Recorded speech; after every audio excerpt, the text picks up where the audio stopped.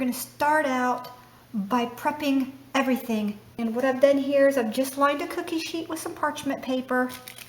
And then I've also taken some more parchment paper here, and I have just made a couple, just some bent pieces here, just like this. This is the exact width of this, which is 15 inches. That's 15 inches. And I made 8 of those, okay? Made 8 of those. And if you want to make your buns a little smaller, of course you would make those a little smaller. Now I've just taken some Reynolds wrap. Actually, if you make them smaller, you'd make more of them, excuse me. Now I've taken some Reynolds wrap, and I've just taken that folded once, and I've got the shiny side in, because I don't want to cook the side of those buns too quickly. So we're going to put the shiny side in, and we're just going to fold twice here. Actually, it's not necessary to go that tall.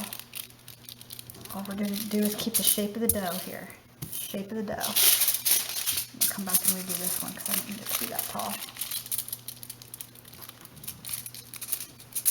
I want these to actually be taller. There you go. That's perfect. That's perfect. Now what we're doing here is we're forming the base of our buns.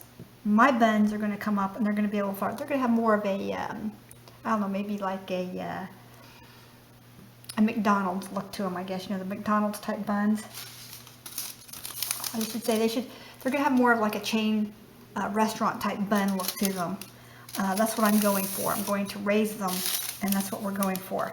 And then, of course, this right here, when you oil these and then put the buns down inside, this won't stick in the oven like this right here would. This right here would stick to them. So what we're going to do now, so it's heavy enough, we're just going to cut a foil like this. We don't want to cut ourselves on the foil itself, so we're just going to take now and we're just going to kind of fold that edge over.